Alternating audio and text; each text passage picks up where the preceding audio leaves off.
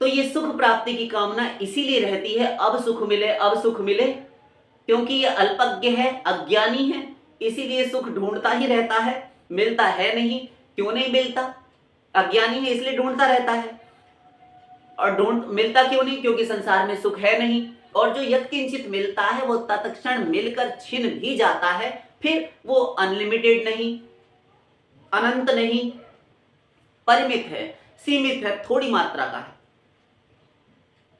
और तुम हो अनंत के अंश, और तुम अनंत मात्रा का ही आनंद प्राप्त करके सुखी हो सकते हो। इस कारण इन प्राणी पदार्थों से, वस्तुओं से, घर में कूड़ा कबाड़ा जो सुख के साथ जो सामान साधन सामग्री इकट्ठी किए रहते हो, इससे सुख मिले, टीवी से सुख मिले, उससे हमने यहाँ तक लोग देखे हैं कि जो महंगे वाले फोन खरीदना चाहते हैं, महंगी टीवी, टेलीविजन और भी ना जाने क्या क्या, वो मिल जाए, जैसा कि अभी कहा है, ये मिल जाए, तो वो अभागा फोन भी चला रहा है, लेटे लेटे आराम से लेटा हुआ है, फोन चला रहा है, और उसके दिमाग में, उसके मस्तिष्क में कुछ ना कुछ विचारों का अंतर्द्वंद चल रहा है, टेंशनें चल रही हैं। फोन चला रहा है, सामने टेलीविजन भी चला है, और पैर पर पैर धरे आराम से सोफे पर, बेड पर लेटा हुआ, पसरा हुआ, किंतु उसको फिर भी चिंता हो रही है, मुझे वो करना, वो करना, वो करना। सोचो, जिसको हर समय अंतर्द्वंद, अशांति, मानसिक रूप से क्लांत है, श्रांत है, भ्रमित है, बहुत परेशान है, वो व्यक्ति कहां सुखी है? शांति नहीं तो सुखी कहां? इतना सब सुख मिलने के बाद जी, क्यों जी आपके पास सारे साजो सामान है, फिर भी अभी नहीं, बहुत टेंशन है हमको। यहां तक स्थिति, दुर्दशा आ जाती है, ऐसी स्थिति हो जाती है कि नींद की गोली तक उनको बंधवानी पड़ती है डॉक्टर से कहकर कि हमें नींद नहीं आती, डॉक्टर साहब हमें एक गोली बना दीजिए, अथवा डॉक्टर कहते हैं कि आप पिल्स ले लीजिए, स्लीपिंग पिल्स, और खा खा कर दवाइयां, गोली खाकर तो अभागा नींद की शरण में जाता है। हाँ, नींद जो नेचुरल है, नैसर्गिक प्रकृति ने दी है, वो नींद भी नहीं उसको नसीब। कितना गरीब, कितना दरिद्र हो गया, भिखमंगा, गोली की आवश्यकता पड़ती है जिसको थोड़ी सी नींद लेने के लिए। और एक गरीब व्यक्ति दिन भर काम करके थका मांदा आकर आसमान की चादर ओढ़ी, पृथ्वी की शैया बनाई, हाथों का सिरहाना लगाया, आराम से सो गया। गोर घसियारा गरीब व्यक्ति आराम से, उसको कोई बिछैया बिछौनिया कुछ एक चटाई इत्यादि डाल दी, आराम से सोते हैं, सुबह उठते हैं सीधा एक नींद में सवेरा। और यहाँ उस अभागे को अपनी लग्जरीज लाइफ में भी वो संतुष्ट नहीं, नींद भी नहीं, वो भी छिन गई जो भगवान का उपहार है दिया हुआ। अब वो गरीब है कि ऐसे व्यक्ति को आप गरीब कहेंगे, अमीर कहेंगे, क्या कहेंगे हमको तो पता नहीं, हम तो उसको भिखमंगा ही कहेंगे। बैंक में जो गड्डियां जोड़ जोड़ कर रखी हैं वही खाओ। ऐसे लोगों को जो पैसा पैसा हाय पैसा की, सुबह से आंख खुलेगी इनकी, हाय पैसा हाय पैसा, वहां फोन कर, वहां एक क्षण के लिए अभागा डट कर टिक कर नहीं बैठता। वृद्ध हो गया, 50-60 पार कर गया, उसके उपरांत उसे एक क्षण के लिए कल नहीं, आराम नहीं, शांति नहीं, नहाएगा धोएगा नहीं, कोई काम नहीं करेगा, सर्वप्रथम सबसे पहले फोन लेकर शुरू हो जाएगा, वहां फोन कर, वहां फोन कर, सारा बेड़ा गर्क।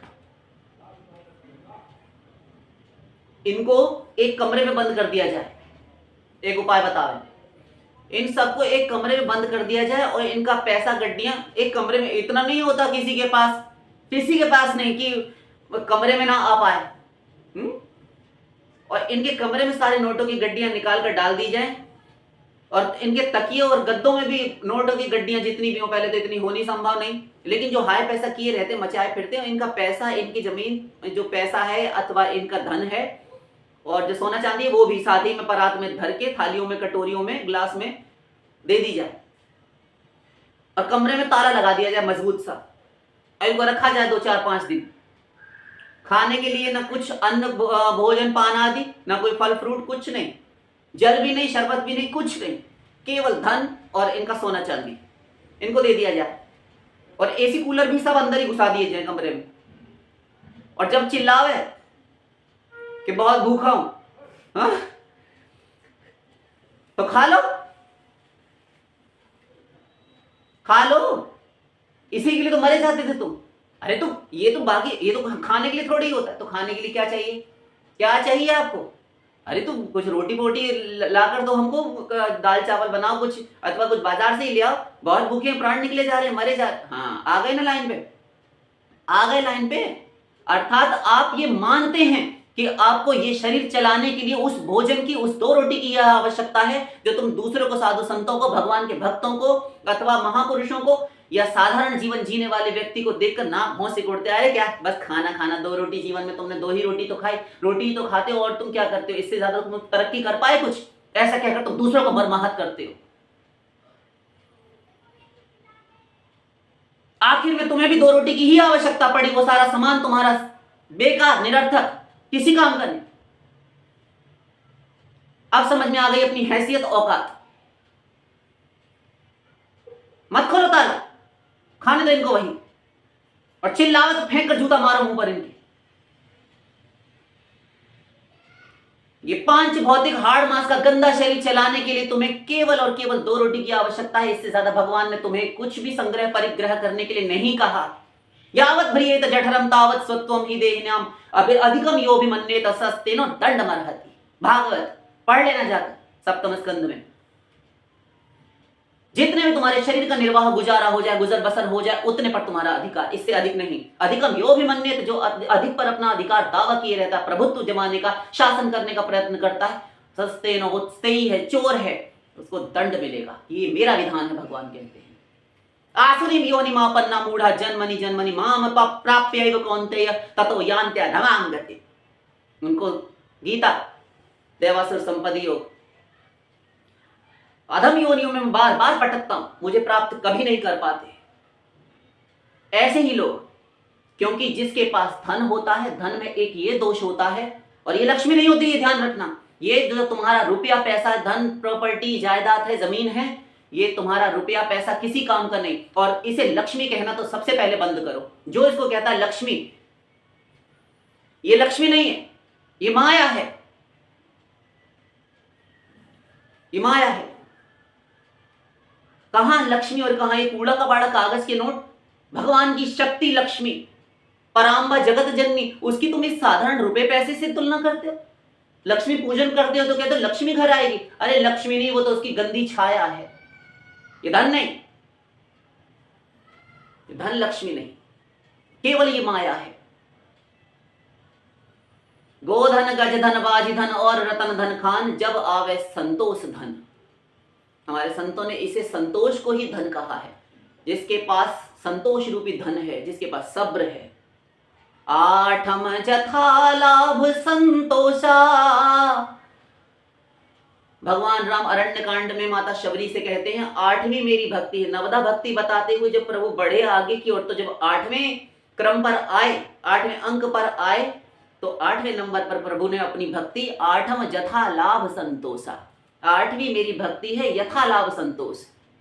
फिर आगे भी कहा यथा लोभ संतोष सदाई, सदा जितना भी लाभ हो जाए, जितना मुनाफा हो जाए, उतने में संतोष किए रहता है। उसको भी प्रभु ने अपनी भक्ति कहा है। प्रभु ने कहां कहा कि सदा तुम फूल चंदन हार और महंगी महंगी सामग्रियां इत्यादि हमें भेंट करो। भगवान जो जितना प्राप्त है अपनी आजीविका से, उतने में भी जो संतुष्ट है व्यक्ति, उसे भी अपनी भक्ति के अंतर्गत माना है। नवमहु एकहु जिनके होई। फिर कहते हैं भगवान उसी समय, इन नवमहु एकहु जिनके होई, इन 9 में से एक भी जिसके होता है वो मुझे बहुत प्रिय है, उसको प्रभु ने भक्त माना है। और सकल प्रकार भगति दृढ़ तोरे, तुझमें 9 सभी प्रकार की 9 प्रकार की 9 की 9 नवदा भक्ति माता तुझमें है, तू मुझे कितनी प्रिय होगी। तो ये इस संतोष को आप हल्के में ना लें। संतोष करने के लिए किसी को कह दो इस संतोष शब्द को, जैसा अभी हमने रोटी पानी के लिए बताया, क्या तुम 2 रोटी खाते हो, आगे तुमने कोई तरक्की नहीं की, बस खाकर ही तुम रह गए, खा लिया और हाथ पहुंच लिए, जितना कमाते हो खाने में तुम्हारा गुजर बसर हो जाता है, बस क्या जीवन है तुम्हारा। हाँ, ऐसा कहते हुए हमने सुना है, बहुत कहते हैं लोग एक दूसरे को, अपने से नीचे वालों को देखकर, अरे तरक्की करो, आगे बढ़ो। क्यों जी? आगे बढ़ने का अभी हमसे 4 ही 5 दिन पहले किसी ने कहा, कोई किसी को लेक्चर झाड़ रहा था, हम सुनते हुए निकल गए और हम मुस्कुरा दिए। अब क्या करें? कहते हैं कि हाँ हाँ आगे बढ़ो, ज्ञान देते हैं, दूसरों को ज्ञान देते हैं। मतलब हम तो डूबेंगे सनम, तुम्हें भी ले डूबेंगे, दूसरे को लेक्चर झाड़ते, आगे बढ़ो। क्यों जी? उनसे प्रश्न करे कोई, वो तो बेचारा सुनकर रह गया। आगे बढ़ना आप किसे समझते हैं, किसे कहते हैं आगे बढ़ना? जी आगे बढ़ना ये होता है कि देखो दुनिया भाग रही है सुख के पीछे, ये अर्थ है उनका कहने का। हम बता दे रहे हैं, वो क्या बताएंगे, हम बता दे रहे हैं। आगे बढ़ने का ये अर्थ कि पड़ोसी का बेटा बहुत महंगे स्कूल में पढ़ रहा है, 50,000 उसकी महीने की फीस है अथवा 10-15,000 फीस है, तो उसकी उतनी तनख्वाह है, 50-60,000, 1 लाख रुपया कमाता है तो वो दे देता है। तुम भी आगे बढ़ो, दूसरे को कितना तुम बोलोगे, अगर वो नहीं है, उसके पास योग्यता काबिलियत इतनी, उसकी तनख्वाह नहीं है तो क्या करेगा? आगे बढ़ो। उसने मकान बना लिया 1 करोड़ का, उसने बना लिया 2 करोड़ का, आगे बढ़ो। ये बढ़ना किसे, इसे आप तरक्की कहते हैं? आगे ही बढ़ना है तो उस परमात्मा प्रभु की ओर चलो, जिसको प्राप्त करने के बाद, जहां बढ़ने के बाद, जहां तक पहुंचने के बाद आगे जाने के लिए स्थान ही समाप्त हो जाता है।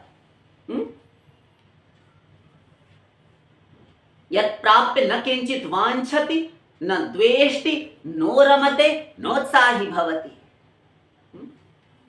जिसको प्राप्त करने के बाद सब कुछ प्राप्त हो जाता है, न दुखी होता है, न किसी से द्वेष करता है, क्योंकि सर्वोच्च सुख मिल गया।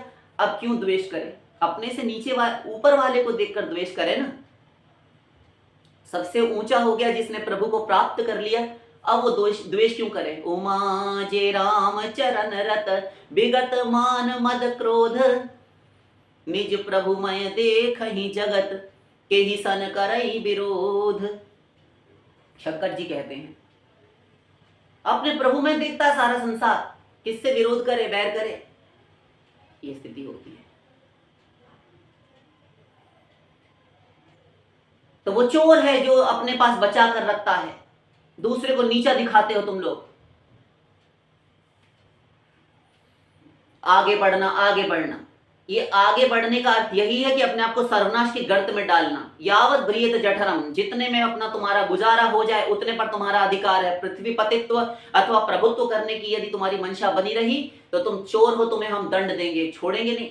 ये सब हम यही धरवा लेंगे तुमको, तुम्हारे कर्म का, जो तुमने जालसाजी मक्कारी 400 BC करके ये धन इकट्ठा किया है, दूसरों का अधिकार मार मार के, ये सब जो तुमने घर में भरे धरे हो, इसका एक एक हिसाब करने के लिए तुम्हें भेजा जाएगा नरक। हमने पहले से ही अपनी जेलें तैयार कर रखी हैं बच्चों, तुम चलो कितना कमाओगे, चप्पल से सुधरोगे तुम, ऐसे नहीं।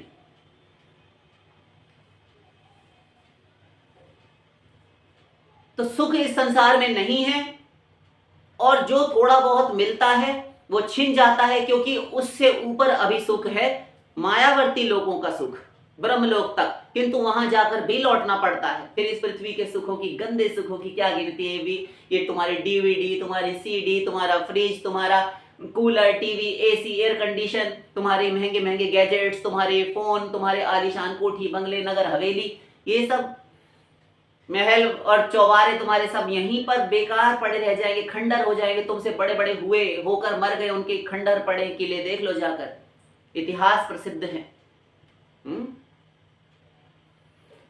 जब अकबर मरा तो मरने से पूर्व उसने अपने कुछ अधिकारियों को, अपने कुछ सेवकों को ये बात कही कि जब हम मरें तो हमारे हाथों और हमारा अंतिम संस्कार किया जाए, हमें दफनाया ना जाए। ऐसा हमने बहुत अच्छी तरह सुना हुआ है, थोड़ा बहुत नहीं, किंवदंती नहीं है, अभी की बात है, 500 साल हुए। तो अकबर ने कहा हमारा हिंदू धर्म का बहुत, उसने मान्यता दी अकबर ने, और हिंदू धर्म को उसने बहुत सम्मान दिया। देवी है हमारी ज्वाला जी, आप मंदिर सुनते हैं तो वहां पर उसने नंगे पैर जाकर एक छत्र चढ़ाया, आप सुनते भी हैं आरतियों में। वो अकबर का छत्र आज भी ज्वाला देवी पर चढ़ा हुआ है, और नंगे पैर जाकर, क्योंकि उस जोत को बुझाने के लिए उसने सारे जतन किए, सारे यत्न प्रयत्न किए, हर प्रकार का भरपूर जोर प्रयत्न, किंतु वो फाड़ कर, भेद कर, उनको लोहे के तवे चढ़वा दिए, नदियां निकलवा दी अपनी सियासतों से उस जोत को बुझाने के लिए। बिना आधार के वो प्रज्वलित है आज भी ज्वाला माता की जोत, ना कोई दिया, न घी, न तेल, न बाती, पानी पर दर्शन के लिए जाते हैं ज्वाला जी। ऐसा जब शक्ति का, महामाई का चमत्कार देखा तो नतमस्तक हो गया। मीराबाई के चरणों में अपना 9 लख का हार उतार कर डाल दिया। ये भक्तों के आगे भी शरणागति जोत के आगे हो जाए तो क्या बड़ी बात है। तो मीरा ने अपने चरणों में झुका दिया उसे, अपने एक भक्तिपूर्ण भावपूर्ण नृत्य से। तो वो समर्पित था। वो अकबर मरने से पूर्व कहता है कि मुझे हिंदू धर्म के अनुसार मेरी अंत्येष्टि की जानी चाहिए और मुझे जलाना, दफनाना मत। मैं मुस्लिम हूं इसलिए। तो यही किया गया। उससे पूछा गया कि क्यों बादशाह आप ऐसा क्यों कहते हैं? तो उसने कहा देखो मेरे पास कितना खजाना है ये तुम जानते हो? कहते हैं हाँ बादशाह ये तो हमें पता है।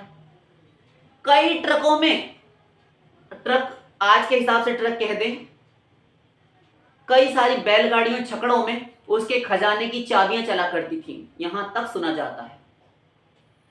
इतनी चाबियां, जिसकी चाबियां इतनी हैं, आप एक ही कमरे में चाबी अगर लगा दें तो कितना धन भीतर रख सकते हैं। और कई छकड़ों बैलगाड़ियों में, घोड़ा गाड़ियों में उसके खजाने की चाबियां चला करती थी। तो उसके खजाने, उस धन राशि की चाबियां जिसकी इतनी हैं, उसके पास कितना धन होगा। तो कहने का अकबर का मंतव्य ये था, भाव ये था कि जब मुझे जलाया जाए तो एक तो जलाने की मंशा रखी, अंत्येष्टि क्रिया करने की हिंदू धर्म के अनुसार, और साथ साथ चिता में से मेरे ये दोनों हाथ जो लकड़ियां होती हैं उस लकड़ी में से बाहर निकाल दिए जाएं, शेष सारा शरीर जला देना किंतु हाथों को बाहर निकाल देना। बादशाह कुछ समझ नहीं आया, आज आप ऐसा क्यों कह रहे? इसलिए कि लोग देख लें सारा जमाना कि जिसके पास इतना धन था उसके दोनों हाथ आज खाली हैं, वो कुछ लेकर नहीं जा पाया।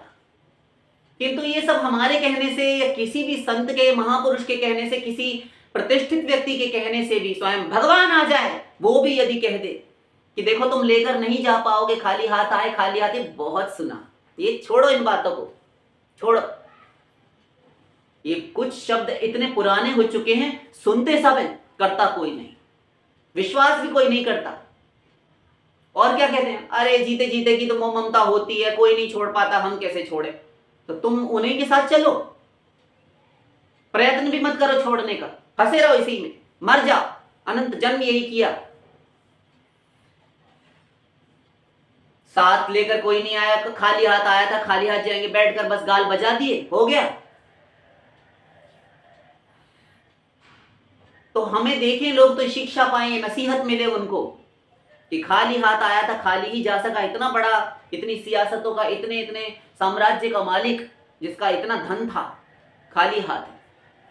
तो सुख नहीं है इस संसार में, इसलिए सुख नहीं मिलता। जो कुछ है थोड़ा सा भासता भी है, थोड़ा सा अनुभव भी होता है, वो एक लिमिटेड है, परिमित है, सीमित है, वो सदा टिकता नहीं। क्योंकि तुम अनंत ईश्वर के अंश हो, जब उसकी प्राप्ति कर लोगे तभी सुख मिलेगा। और इस संसार में सुख प्राप्ति की माइक रूप से जो माया बद्ध लोकों में जो तुम सुख ढूंढ रहे हो इन प्राणी पदार्थों से, इन सुखों को प्राप्त कर करके होड़ा होड़ी में अपने से आगे वाले को देखकर जो भागम भाग लगाए हुए हो, डटकर संयत होकर नहीं बैठते, स्थिर चित्त शांत चित्त होकर भजन नहीं करते, साधना नहीं करते, तो तुम्हें वो सुख तो कभी नहीं प्राप्त होगा। तुम इसी सुख की प्राप्ति के लिए भागते रहोगे, सुख कभी नहीं मिलेगा। वर्तमान को भी तुम बिगाड़ लोगे, भविष्य को भी बिगाड़ लोगे। क्योंकि जब तुम साधना नहीं कर रहे, सुख प्राप्ति, झूठे सुख की प्राप्ति, जो कि जिसका कुछ आधार ही नहीं, जिसके विषय में कुछ ये भी असंदिग्ध है कि मिलेगा कि भी नहीं मिलेगा, अनिश्चित है।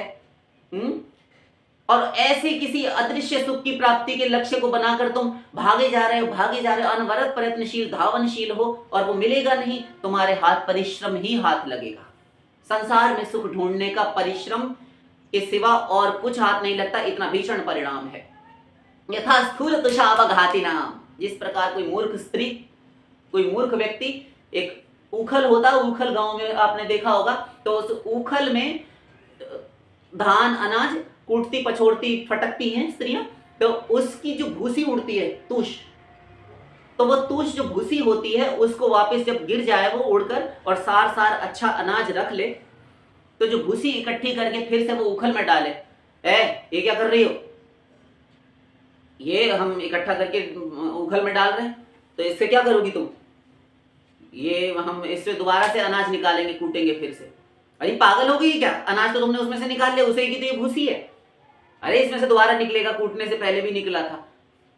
उसको यथास्थूल तुषावघाती नाम, जिस प्रकार वो भूसा कूट रही है और उसको कभी भी अनाज प्राप्ति का स्वप्न साकार नहीं होगा, उससे भी अधिक परिश्रम उसको हाथ लगेगा संसार में सुख ढूंढने का। तो क्यों ढूंढता? और अनंत जन्म आपको सदा से बताया गया, अनंत अनादि अनिश्चित काल से जीव इस संसार में सुख ही ढूंढ रहा है, आज तक नहीं मिला, अद्यावधि लवलेश प्राप्त नहीं हुआ सुख का। क्यों? होता तो या जग में जो नेको सुख होतो, तो या जग में जो सुख होतो तो नेको ले से तो पातो। अगर सुख होता तो लवलेश तो प्राप्त होता। ये मेरे लिखे हुए पद हैं, कभी भी नहीं। तो संसार में सुख नहीं है, इसलिए यहां पर सुख ढूंढना बंद करो, सुख नहीं मिलेगा। जितना है यथालाभ संतोष परमात्मा प्रभु ने जो दिया उसमें संतुष्ट रहते हुए हम भजन साधन करें, प्रभु की प्राप्ति करें, इतना ही मंगल विधान हमारा सब प्रभु ने कर रखा है। अन्यथा हम इस संसार में क्षणिक सुखों के पीछे लगे रहे, अब सुख मिले अब सुख मिले, कभी नहीं प्राप्त होगा। आगे हम भविष्य को भी बिगाड़ लेंगे, वर्तमान तो बिगड़ ही जाएगा क्योंकि वो सुख मिलेगा नहीं। हम वर्तमान में साधना करेंगे नहीं, इसलिए भविष्य भी हमारा बिगड़ेगा क्योंकि हमने भविष्य को सुधारने के लिए वर्तमान में साधना भजन इस शरीर को प्राप्त करके नहीं किया, इस शरीर का दुरुपयोग किया। इस कारण से दोनों ही बिगड़ेंगे और अनंत बार बिगड़े। शेष फिर वृंदावन बिहारी लाल की जय।